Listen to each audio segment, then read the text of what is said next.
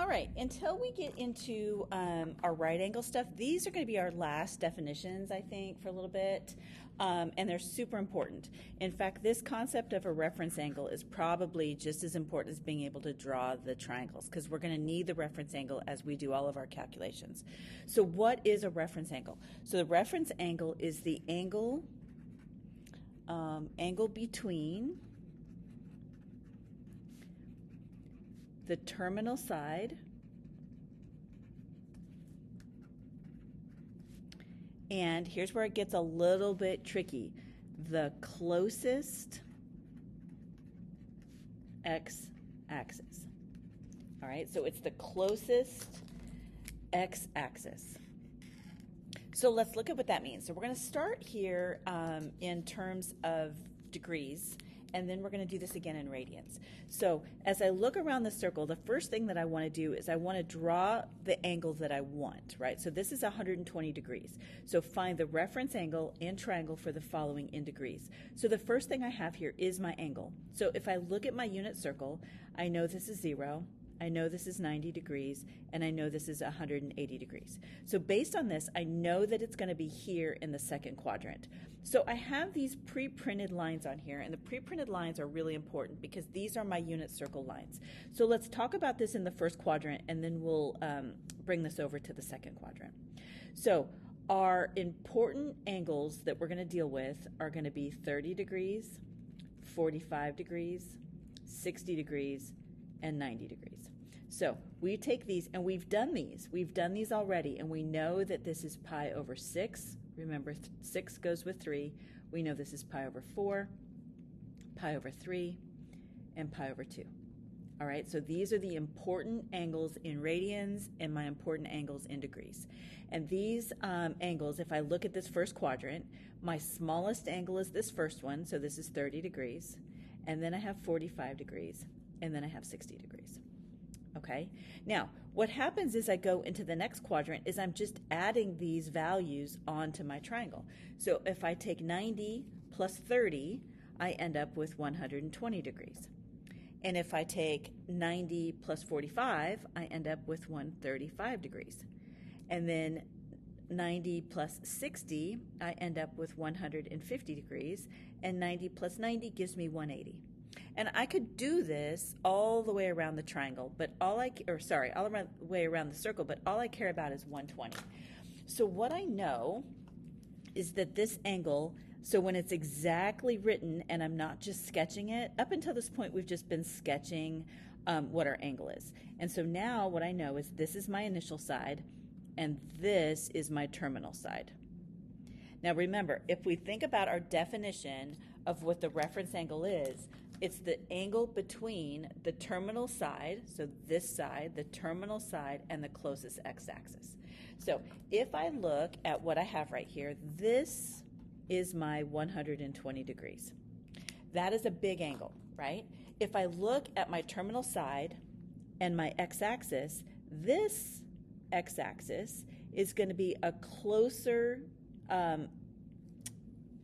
angle, a smaller angle, so a closer distance than this 120. So when we talk about the angle on the terminal side being closest to the x angle, one of the very important takeaways is that the reference angle is always less than 90 degrees. Always less than 90 degrees. So I can't use this value of 120. Well, if this is 120 and this is 180, then I subtract these two. That makes this angle 60 degrees. So 120 plus 60 is 180 degrees. So because of this purple angle that I have right here now, this purple angle is my reference angle. So I say my reference angle is 60 degrees. Okay, closest thing. Now, let me give you a couple of other things here. I'm out of space, but this is important. This is always a positive value. And you'll see what I mean here in a second, where we're actually going to measure, actually this next one I think, we're going to measure our angle from a negative distance, but we always list our reference angle as a positive value. So in this case, my value there is going to be a positive 60. Okay, so let's look at this next one. This next one, I know this is 180 degrees. So if I add 30 to 180, I end up with 210.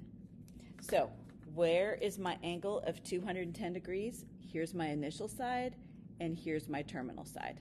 So this pink angle is 210 degrees. So nothing new, right?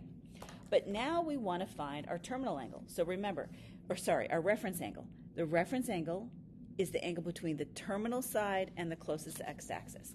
Well, here's my x-axis, right? So if this is my x-axis, and I want to go from my terminal side, which is here, to my x-axis, it's this distance right here.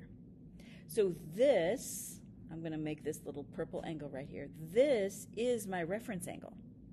So if this is 80 degrees, and this is 210, here my reference angle is just 30 degrees. I'm just subtracting. So my reference angle here is going to be 30 degrees. Now, a minute ago when I said we can't have a negative reference angle, if you think about what we're doing is we're looking at this angle right here, it's only going to be 30 degrees. I can't say negative 30 degrees, it's only 30 degrees. And again, it has to be less than 90. All right, let's look at this next one. 360 degrees. So what we know about 360 degrees is here's my initial. With 360 degrees, I go all the way around and I end up on the same line. So my terminal side and my initial side is the same. So here is my terminal side and my initial side. So if I'm looking at the distance from my terminal side to my x-axis, this is super easy. My reference angle is 0 degrees. There's no distance between my x-axis and my terminal side. Okay, last one. So this is not, 80 degrees is not one of my special angles, right? So I said this is 30, this is 45, this is 60, and this is 90. So those are my special angles that I know, and we're going to do this when we get into our right angle trig. These are the ones we know, but 80 degrees is not there. So 80 degrees is going to fall between, closer up here to 80. So this value right here is 80 degrees. Does not need to fall on these lines. As you see right here, it's going to be between 60 and 90. So what is my reference angle? Well, this one's kind of easy because the reference angle is the same. So my reference angle is going to be 80 degrees because it's the angle that's closest to the x-axis. Okay? All right, let's go ahead and practice this with radians, and then we'll come back and answer these questions about the reference triangle. All right, so here we go. We have to be able to do these without converting. So what I know is that this value, hold on, let me stick with my pen here. This value here is going to be pi over 2, and this value with a denominator of 3 is going to be 3 pi over 3. So where is this angle going to fit? It's going to fit in this quadrant. So where in this quadrant? Well, if I look at my first quadrant here, I know that my 60 degrees is my pi over 3, this is going to be my pi over 4, and this is going to be my pi over 6. Okay, so this is my first quadrant. So if I'm adding pi over 3 to get 2 pi over 3, that's going to be this value right here, 2 pi over 3. So I have here, I'm going to add another pi over 3, so I'm going to add this distance right here. So what my angle looks like is this guy. So this angle right here is 2 pi over 3. So if I want to find my reference angle is where I'm closest to my x-axis. Well, this is my reference angle. So if I go all the way, it would be 3 pi over 3. I've already accounted for 2 pi over 3, so my reference angle in this case is just 1 pi over 3. And we don't write the 1. We don't write it as 1 pi over 3. Technically it is, but it's an implied 1. Okay, so 5 pi over 4. The thing that's nice about these 4s is I know that pi over 4 is always going to be my middle number. This is over 4 over 4 over 4. It's always going to be my middle value. Sorry, not number. It's always going to be my middle value here. So if I look at this, and this is 4 pi over 4, this is greater than 1, so it's going to be in this quadrant, so 5 pi over 4. So here's my terminal side, and here is my initial side. So this is my angle that is 5 pi over 4. So if I want the reference angle, I want the small angle. So the small angle is going to be this one. If this is 5 pi over 4, and I want to go to 4 pi over 4, my reference angle here is just going to be pi over 4. It's this part of my triangle that's, or of my angle, sorry, that's left. All right, a couple more here. So we know here that this is pi. I go all the way across, it's pi. So what does this look like? This is a straight line. This is the same as just this 180 degrees. So this right here is my angle pi. This is very similar to the one that we had on the other side. If this is my terminal side and this is my x-axis, then my reference angle here is, oh, it's not degrees, it's going to be 0. So I don't have one. There's not a reference angle here. All right, last one. So pi over 6. So if I know that this value here is pi over 6, then that means this value is going to have my denominator of 6 right here. So if this, hold on, let me go on this side too. This would also be pi over 6. This would also be pi over 6. So if I go all the way around my unit circle, I have 2 pi, and 2 pi is the same as 12 pi over 6 when I have this common denominator. Over here, this would be 6 pi over 6. So where does 11 fit? Well, 11 is almost 2. So what happens is, here's my initial, and I'm going to go all the way around to here. So this angle right here is my 11 pi over 6 angle. Now, if I want to know the reference angle is going to be this guy because it's the angle that's closest to the x-axis. So if 12 pi is all the way around and this is 11, then that makes this 1 pi over 6. So my reference angle here is just pi over 6. This is another good example. Even though it looks like I'm going negative, we always list our reference angles as a positive number. So if I was to finish this circle out, I would need another pi over 6. Doesn't matter that to find this angle, I'm going in the negative direction. This has to stay positive. Okay, so now let's go back and define our reference triangle. So this is super easy. Once you have your reference angle, the reference triangle is it includes the terminal side, and it includes the reference angle. So if I'm trying to create a triangle, here's my terminal side. I've got this written. Here's my reference angle. So my reference triangle looks like this. This is my right angle. This would be my reference triangle. Here's my right angle.